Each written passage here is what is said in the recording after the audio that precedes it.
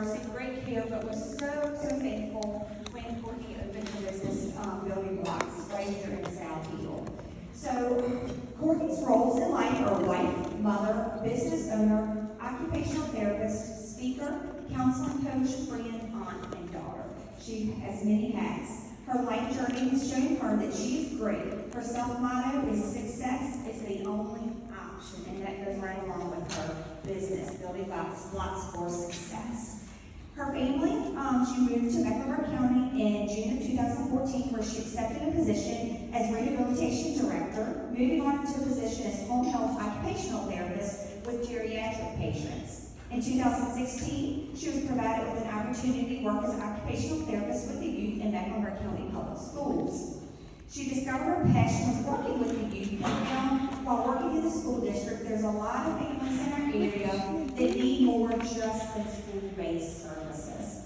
She started researching local pediatric therapy clinics, and the outcome of her research showed for our youth to receive the services they need, that families would have to travel a minimum of 55 to 85 miles one way from where they reside. To many of the families in the area, the distance transportation costs were absolutely not affordable. After prayer and conversation with her husband, she took on the challenge of creating a pediatric therapy clinic that provides services to children 0 to 21 with occupational therapy services. She's developed an infrastructure of implementing programming that would benefit our community, and that we are so thankful for.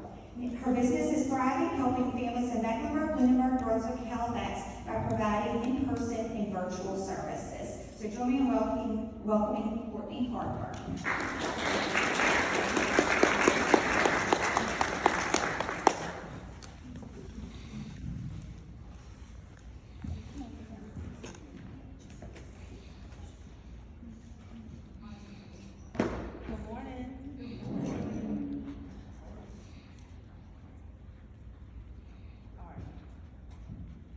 PowerPoint, it had transitions. I didn't know how to take the transitions off, so I was like, let me hurry up and push the button so we can go through that.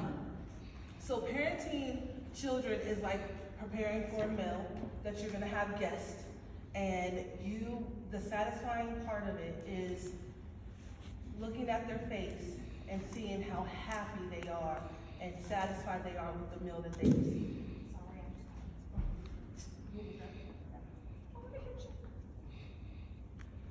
So when I think of parenting, how many of us thought of it like this? It's gonna be all beautiful, laid out. Our plans are gonna go as we wanted them to. It's just gonna be perfect, right? But it seems a little more like this, right? So like if you look at this pot, you have the noodles inside, so you have the boiling water. The ones inside is doing exactly what it's supposed to do. It's perfect, it's right on line. We tell them to go get their shoes, they go get their shoes. And then you have those days where it's just on fire, right? They don't know where the shoes are. We're melting down because we don't want to go to school today. You know, it's all the struggles that we have. So parenting is more like this picture here, where you have your successes and then you have those rough days. So why would we feel like we were burning? Our kids can't get themselves dressed in the morning. They don't like when we comb their hair. They hate bath time. They have decreased social skills, so you want to take them to a party and they're all alone and everyone else is playing. So because we want them to play with everyone, we're trying to force them to play, which then causes a meltdown, and now we're stressed because they're not behaving the way that we expected them to. They have poor attention, so they're not listening to you when you're calling their name. They're kind of doing their own thing. You show them how to do something and then they're not able to do it because they're not paying attention. They have sensory concerns. They don't like how certain stuff feels. They're picky eaters. They're constantly on the move. They're not sleeping at night. Or they're sleeping all day and they're staying up all night, or they're staying up all night and sleeping all day. It's just crazy. And then they have those meltdowns. And you don't know what to expect or when the meltdowns are gonna go. So you're having a great day, everything goes perfect, and then all of a sudden you get to Walmart, you go inside, and then all of a sudden they're melting down. You still have to get everything that you need, but they're having this meltdown and you don't want people to see what's going on. So that's when we feel like we're ready. So the field of occupational therapy comes to bring all those pieces together. Okay. So what is pediatric occupational therapy? So we look at children as a whole. We look at their fine motor skills, their gross motor skills, their cognition, how they're thinking. One of the big things is their sensory skills, so how they're processing information through their senses. And our goal is to make them as independent with being a child as possible. All right, so I'm gonna kind of break it down a little bit. So gross motor skills, just like in the pictures, they're running, they're jumping, they're climbing. Occupational therapy takes a step a little bit deeper in that, where we're kind of seeing, well, how can they move? How are they getting up? If they're not able to climb up the stairs, alternating feet, well then we're probably gonna struggle with riding a bike. So we're looking at the skills that make up that big skill that you're seeing them do, and then we are coming up with a plan to break that task down into little pieces so that we can make sure that they can be successful in those small pieces and then put them all together. Fine motor skills, and this is what we're really like, when you get all the definitions, they always say fine motor, fine motor. So that's those skills that are very important. Gross motor skills come and they kind of lay the pavement for it, and then the fine motor skills are the ones that you use in your hands. You are buttoning, you are cutting, you are helping pull your pants up, you are reaching with both hands to kind of scratch your head, you're bathing. All of those skills that you need to do with your hands, we're helping the children strengthen those. So a lot of times, you know, you'll have a kid who can't really hold onto something and they're dropping it because that grasp is weak. And so we're gonna do a lot of activities with them so that they can build that strength. Now, occupational therapy looks like play with all of our children, probably up until, you know, late middle school, late elementary school. It's a whole bunch of games and a whole bunch of play. If you think about like Hi-Ho Cheerio and Hungry Hungry Hippos, how you push those buttons, it's not like a whole hand. You can't pick up that cherry with a whole hand. You have to pick up that cherry with your pencil fingers. And then once you start doing that, then now you can hold your pencil correctly so that you can do your work at school. Now that you can pick those things up, you can work on the buttoning piece. So we break tasks down, and we help them get strong in those so that then they can put it together. Okay, so cognition, so how they're thinking. Cognition helps them read, it helps them learn, it helps them kind of start to remember and reason. A huge thing that we do with occupational therapy is work on attention. And Alicia did a really great job on talking about attention and talking about joint attention. So occupational therapy helps in that area as well. And it's not on this screen, but a lot of our kiddos, like parents will say, they don't answer when we call their names. There's a lot going on in that child's brain that occupational therapy comes in and helps to try to determine why are they not answering when you call their name. You know, is it that they don't know that their name is John, so they don't know that you're talking to them? Is it that there's so much stuff going on in the environment that they can't pay attention to the words because the lights are more interesting? There's a lot of different areas that we look at to get them to be able to sit and attend to an activity. All right, social skills. So occupational therapists work on social skills in numerous ways. So first we start working on coming in and getting them to kind of play and address me as a therapist. And then as they get older, we want to start focusing on, well, how do they play with their friends? So let's talk about a patient that I have right now. He wants to be able to go out and have fun and do different activities. However, the thought of having to do different activities with people will make him say, I don't want to do this at all. And so then the problem that his family is having is that he doesn't want to come out of the house because he knows that as soon as he comes out of the house, he's going to have to engage with other people. Where occupational therapy comes in is that we can hold different groups with kiddos so that they feel like it's more of a safe environment.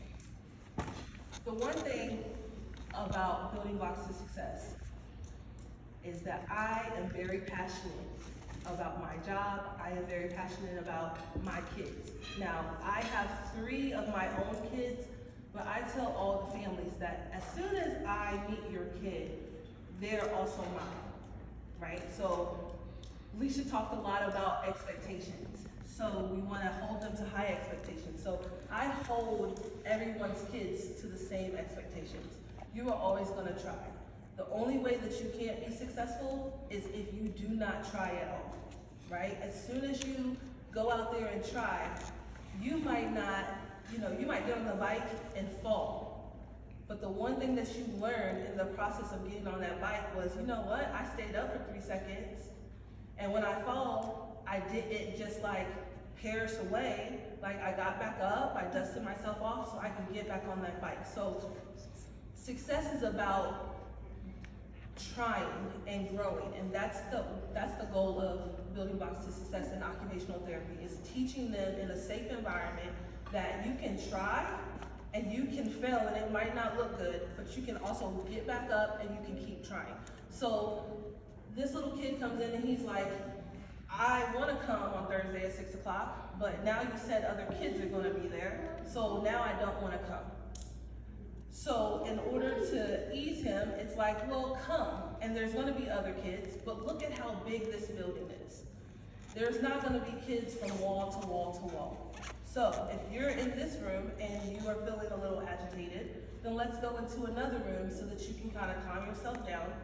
But here's the expectation: you can't stay in this room by yourself.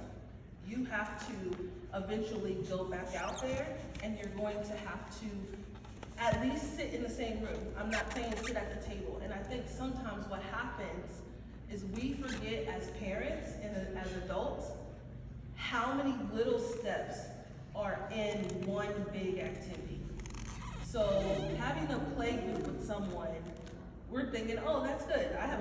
My daughter has a play date tonight, right? Oh, that's fine. It's just gonna be us going. But there's so many little things inside of that one big play date that you can start to focus on. So like this kid, I'm not gonna focus on you having to actually sit and play the board game. I'm gonna focus on you going in and just looking at someone. Or like I told his mom, just have him go and figure out someone's name, right? You don't even have to talk to him. You can just hear a teacher say the name and come back and tell me the name. Because then I know that you have intention behind what you did. You intentionally went there, you listened to someone's name, and you came back and told me. Then we can start to build up. So everything that I'm going to be talking about is all about taking the little steps and then building them to be bigger. Okay, so sensory processing is huge. Kids with autism deal with lots of sensory processing concerns. Now, the one thing about autism is a lot of kids do have sensory processing concerns, but not all of them have them, okay? When I look at sensory and trying to explain it to parents, it's very hard.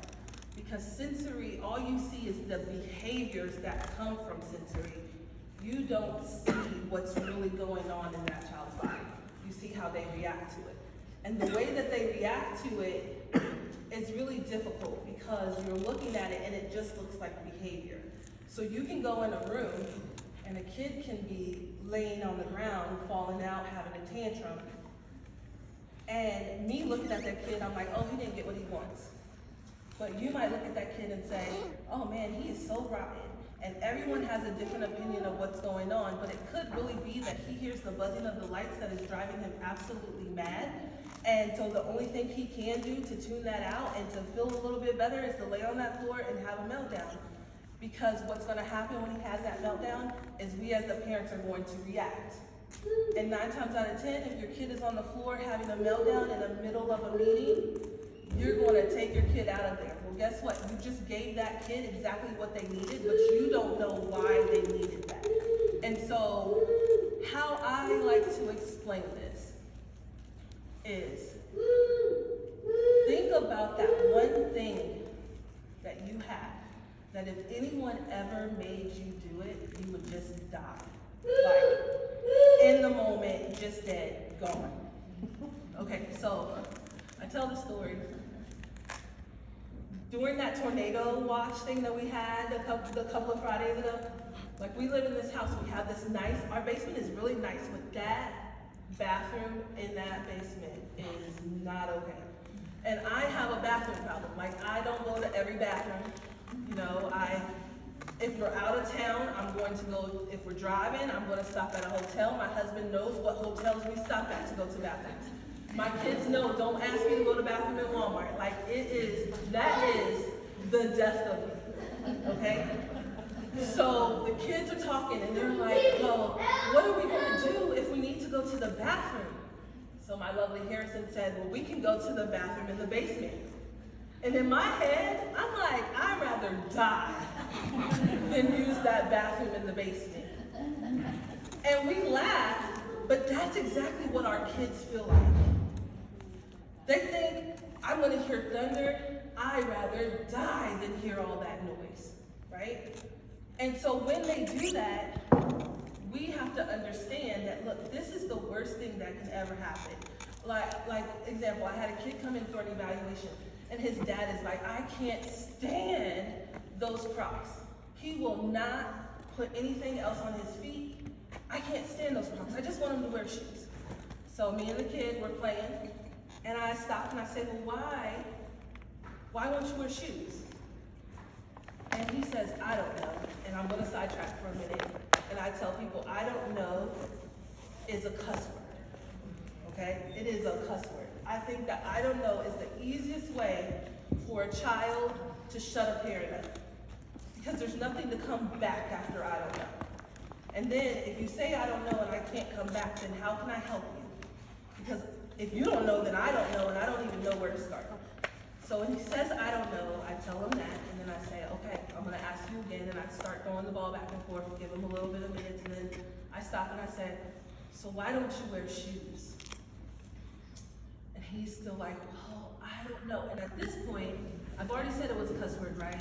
And he still uses it. So now I'm like, he might not know, right? We need to go into it a little bit. So then I say, okay, well, is it the shoes?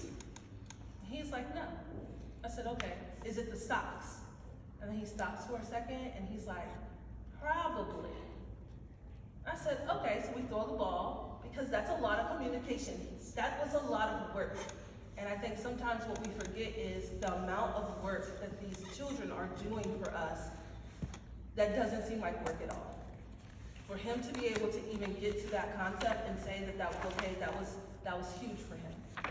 So then I take a break and I say, so let's talk about these socks. What part of the socks don't you like? I said, is it the little seam on top of the sock? And he's like, And I said, well, is it the little fuzzies inside the sock that you feel on your feet? And he was like, yes, that's it. As the dad is saying, well, it's just socks. And again, what we need to remember is, that's like the bathroom for me. That is the death of me. If I have to wear those socks and feel that on my feet all the time, I'm gonna die. Like, that's what it feels. And so I'd rather not. And so what I tell the parents is, well, we can do a couple of different things. You can take those socks, really let him point them out, and then go buy a whole bunch of socks and have him try them on and see which socks fit the best for him. And then once he has the socks, he'll wear the shoes. Or you can just force him to wear those socks and like force that desensitization on his feet. And then you're gonna deal with the meltdowns and everything, but eventually he's gonna wear those shoes. Or you can say, is it really a big deal? Is it a big deal that he wears Crocs all the time? And then start to put that expectation down there on him. So, you know what? You can wear the Crocs whenever you want, but on Saturdays for 1 hour, you need to wear shoes. And now, it's a win-win, right? During that hour, he's gonna have a fit because he doesn't like it, right? Or he might start saying, you know, it's only for a few minutes, I can put this on and it's gonna be fine. As a parent, I feel like what we need to remember is, I'm kind of going off of this, so don't worry about that. Let me take another step back. So, I think of parenting like a game of Mortal Kombat. Okay? Has everybody played Mortal Kombat or at least seen it? Okay, so Mortal Kombat is a fighting game where two alien creatures or whatever decided they're gonna fight together to the end, right? And there's 3 rounds. In the 3 rounds, what happens is one person might win, and then the second one might win, and then you have the 3rd one that means that it's the final win, and that's the person. That's the winner. So, parents are always the person that wins round 3. And I feel like you have to approach everything that way.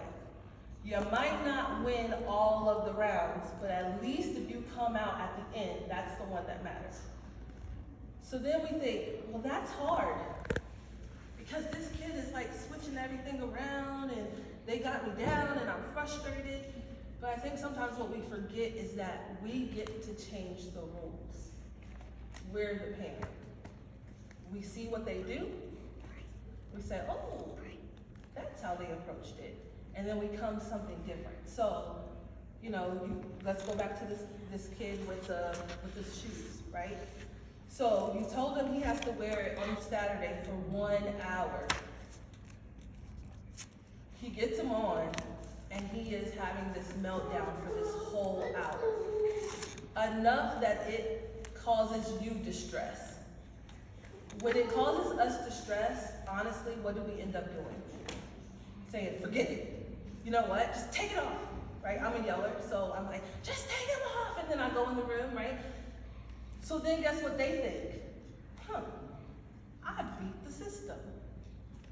So then what ends up happening is the next Saturday that we're gonna do this kid is gonna have this meltdown, but it's gonna start a lot earlier. It's gonna be a lot worse because he knows that it's gonna jumble us in a way, and then we're going to say, forget it. But this is where you change the rules. The rule is, you have to wear it for 60 minutes throughout the day. You don't have to wear them all in 1 hour. You start to put those limitations or those expectations on this activity so that now you're not sitting there with a kid who's screaming and crying to the point that we can't handle it. Because what I find is, when I go into homes or kids come to me, the parent is like, I just can't handle a behavior. And what that kid has learned is that when I get her to this point, I win. And so we have to stop letting them get you to that point and kind of change the rules a little bit, okay? So I'm gonna take it and I'm going to say, instead of you wearing it for that whole hour, you're gonna wear it for 10 minutes. And you have to wear it for 10 minutes 5 times out of the day, 6 times out of the day. And then once you see that they're doing that, then you can start adding it on a little bit more. But again, say you can't even get it.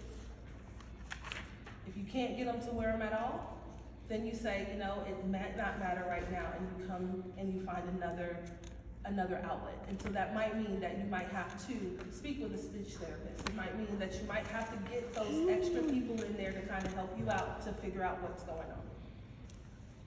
So when we look at sensory, there's 8 systems that we're looking at. We are looking at proprioception. That's just like the body awareness.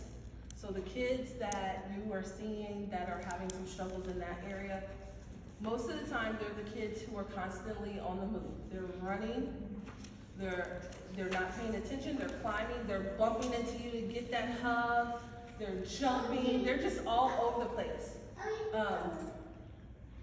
I say, my kids are here. I normally talk about them all the time, but they're here. And I'm just going to, and I love you. So like, that's my ninja, right? Pierce Harper is a ninja. He is always on the go. He is running. And those kids are the ones who the parent is like, I can't get them to answer when I call them, and it's because their body is saying, go, go, go, go, go, right? And so we have to figure out some techniques that we need to use so that we can stop their body from constantly being on the go. And your occupational therapist will be able to give you some different options to do that. Then you have vestibular, and that's the fluid in the ear constantly moving. So that's your kids who are like spinning, always want to be upside down. And again, there's some ways that OTs can come in, figure out what's going on, and give them some strategies. Then you have tactile, so that's how stuff feels. That's the kids with the socks, And then you have the tactile in the mouth. So that's the kid who only wants crunchy and you don't give them any mashed potatoes because that's gonna be the death of them, right? Then you have interoception, and that's how your body feels. That's when we're trying to do potty training and it's just the worst thing in the world. You can't get it on, you can't get them to sit on the potty, and then you get them to sit on the potty, but they're never going to the potty. They can't tell you how it feels. They don't understand what's going on inside of their body. All right, and then you have visual, of course, the lights, being too bright, being too dim. You have hearing, sounds being too loud. What did I miss? We have hearing, we have sight, we have smell. You have the kids who are really, really sensitive, who go in a room and can tell you what they smell all of a sudden. And you're like, I didn't smell anything. I didn't know that there was a scent, and because they smell it, it might make them gag. So I have a parent who told me their kid doesn't like the smell of green beans being cooked. And so whenever they make green beans, that kid can walk into the kitchen and be like, oh, and then have to go in their room because they smell. I think what we need to know is that these things do not go away, right? So it doesn't matter if I'm like 100 years old, I'm still not gonna go to that bathroom, right? I'm not. But I can learn how to tolerate it enough that I don't have that feeling of death. And so what we're trying to do is we're trying to help children to be able to be functional in the world and be as successful in the world as they can, even though they may hate how something feels or how something tastes. So we do, in occupational therapy, we do a lot of play with like different textures, Play-Doh, slime. Okay, so at Building Blocks to Success, I have 2 other therapists that are working there. I can't do slime. I cannot do the slime. I can't do the fill and I can't do the mess. And Leisha knows, I've been at a house and the kid's doing a peanut butter and jelly sandwich and I'm like, hey, you're gonna have to be the one that takes it apart because that's not something that I can do. So the other 2 ladies can do those fun things with those kiddos. But we try to use different textures and do different activities so that we can help desensitize what they need. I use a lot of compression vests. And I use a lot of the brushing techniques because that tends to calm your kiddos down. So the kid who's like constantly running into something, spinning, you put that compression vest on and it's like a constant hug to their body. That hug helps them calm down. And what you typically see is that now they're calm, they're ready to listen, they're ready to learn, they're taking in that information that you need. The thing that I like to tell parents though about whatever sensory techniques that we're teaching you and showing you and telling you to do at home, you need to be careful because you don't want to use it just to get your kid to stop doing something. Because they will stop, but now their brain is ready to learn. And if you haven't given their brain anything to do, then now you're going to have the adverse effect. Because that kid's brain is ready. But that kid doesn't understand that their brain is ready. So they're kind of waiting. They might look to you for you to give them something to do. And when you don't, they have to go back to what they know. And what they know is running, jumping, climbing. And now we've calmed their body down for like 30 minutes. So now they have all the energy in the world. And so what I find from parents is they're like, I put that vest on and they were all over the place. Then they calmed down and it was like, well, what did we do when we calmed that body down? So when you start to look at it and you want to calm their body down, you want to make sure that you're giving them something to do in that time frame. Okay, so it doesn't mean that they have to be doing written essays. It could be that y'all are sitting there together watching Cocomelon. That's the first thing that came to my mind. I hate it, but watching Cocomelon, and they're singing and you're doing like Alicia did. You start singing the song and then you stop and wait to hear if they're gonna sing it. You are playing games back and forth. It might be that you're in the middle of cooking and they're coming and they are helping you do stuff in the kitchen, but you're doing something that's allowing their brain to learn and work throughout the day. Then once you see, so say you're in the kitchen and he's working and they're working and everything's going well, and then all of a sudden, Johnny's not paying attention anymore. Then give Johnny a break. Let Johnny go do his thing, because that work that he just did for you while he was paying attention and being calm, that was like you going to the gym for the first time in 8 years, right? Getting on that treadmill for 20 minutes. It was hard. You're tired. He's mentally tired. He needs to have that break. So you have to know and be able to gauge when to give them a break and let them go, or when to keep that focus. Also, if your therapist does recommend you do any type of sensory techniques at home, you want to make sure that you follow those guidelines, because after that sensory after you do that, the vest, so let's use the vest because that's what I use most of the time. Research shows that the effects of the vest can last up to 6 hours. So if you wake up in the morning and Johnny is already up and screaming and you have a headache and you don't want to deal with it, so you put the vest on so that he can calm down, that vest could possibly go up to 6 hours. It just depends on the kid and what's going on. But you're not being fair to Johnny, because now you just put this vest on him and he's starting to calm down and he's ready to learn, but you have dozed off and went back to sleep. So now Johnny, when you wake up, now you're mad because Johnny has figured out how to take that vest off and he is tearing up your house. So then you decide that you're gonna put the vest back on Johnny. And at that point, what we need to remember is it's not on Johnny, it's on us as the parents. You need to be structured. You need to make sure that when you're using these techniques, you're using them correctly. You're giving them the right amount of time, and you're talking with your therapist to let them know if it's not working, or the effects that you're seeing. A lot of parents that I have too, they'll say, well, he always is melting down. And I'll say, well, what happens before the meltdown? And they can't tell me. And then I say, well, what happened after the meltdown? And they can't tell me. But those things are very important, because you need to understand what's actually happening in this environment, right? Because it may be that the meltdown could have been, you could have curved it a little bit, because it was that he can't tell you cup, but he pointed to his cup, and he pointed to his cup 10 times, and you didn't pay attention that he pointed to his cup 10 times. So then he had this meltdown, and now you're paying attention that he's having this meltdown, and then you're going through your head like, okay, well, he's not wet, he isn't hungry, and then you finally give him the cup, and then he stops having this meltdown. But then you go about your day and you didn't realize, you know what, it was his cup. And yeah, I did see him kind of point to the cup, but I wasn't paying attention.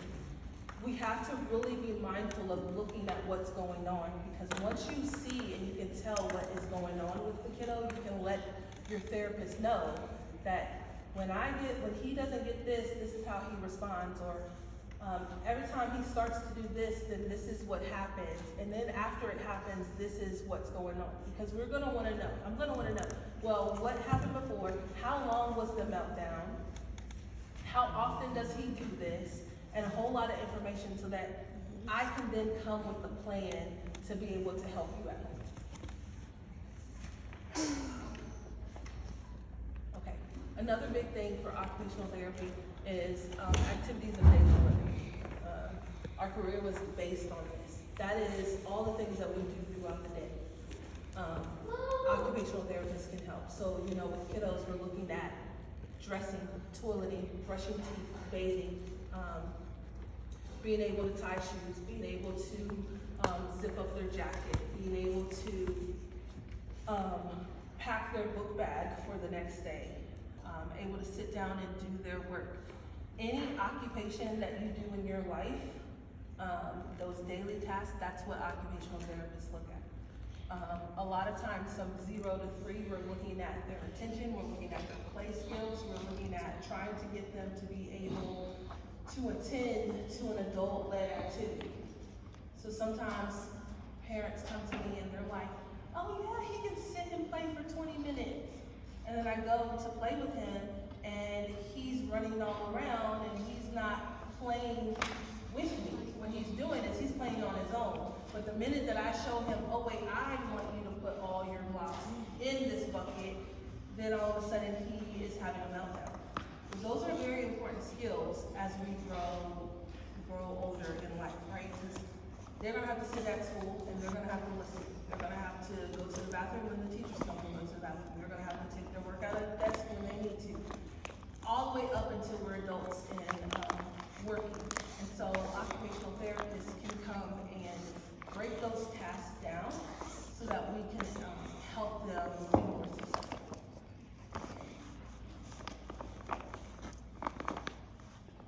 Okay, so the process of starting occupational.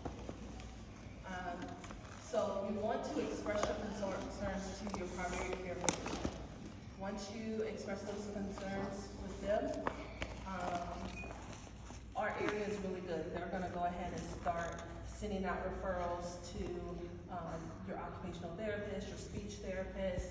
If they feel like you need to go to the developmental pediatrician, then they'll send you out a referral for that. Then you're going to schedule your evaluation.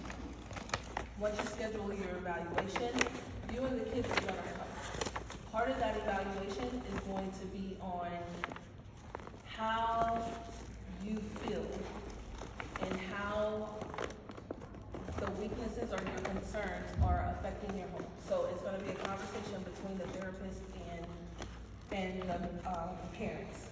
The other part of the evaluation is going to be between the therapist and the child. So we are going to do a various set of assessments. I like to do, there's a couple assessments that I like to do. I like to do like a fine motor and a gross motor assessment. I also like to do a sensory processing assessment so that I can see where the concerns are there. And depending on the age of the kids, I also do cognitive assessment. The cognitive assessment that I use is the Cambridge Advanced Sciences cognitive assessment, and what it does is it looks in different areas. So sometimes the kid is struggling with writing, or they're struggling with paying attention. Or a big one is they're coming in and they're struggling with being able to clean their room. And the parent is like, I tell them to do it and they just go in there and they can't. They don't get it done. So we can look at different things, we can talk and we can come up with a game plan, but when I do this assessment that's a whole bunch of pictures and it's like a game, it's like a video game that they get to play, then I can tell if it's because they don't understand verbal communication, or verbal reasoning. So you told them to do something, but they don't understand how to follow through with that. Or their attention is so short that they're not able to attend to that big assignment that you've given them. And then we can start developing ways to, again, break down that activity and make it smaller so that then they can go and do more. So cleaning your room, I would say, well, don't tell them to go clean your room. Tell them to go make their bed. And then after they make their bed, have them come back and then tell them to go clean up all the toys that are in front of the closet. One thing that we do in my house is I let them take my cell phone and they get to take pictures all around their room. And then I look at the picture and I say, okay, look here, you need to clean up all the stuff here. Then they clean up that stuff so they're not having to tackle that whole room. And then you can, then as they are doing one spot, we can make it harder. Other thing that I want you guys to know about occupational therapy is that this is not just a one-time thing where you come at the very beginning and you work on a set of goals. This is something that's an ongoing process because we might work on a set of goals and get you to a milestone and you graduated and you're good, and then in 2 years you might have to come back and start working on a different set of skills. And then after you work on those skills, you might have to come back and work on social skills because you're going into middle school and you want to be a part of an organization, but you're afraid to be around people. And then you might come back because you want to be able to go out and work force. But you have so many sensory concerns that it makes you nervous when you come back. And so this is an ongoing process. That I said 6 to 12 months, like from the first time that you go till meeting those goals, because you really do have to break it down to the smallest components to really see where the problem is. Okay. So here we're offering clinic-based individual and group sessions. We do early intervention services, we do parenting classes, and then we do some community-based services. Alright, so I am all done. This is my contact information. I also left a printout on your tables if you guys need it. Feel free to just call and talk and just ask me questions if you need to. Thank you so much.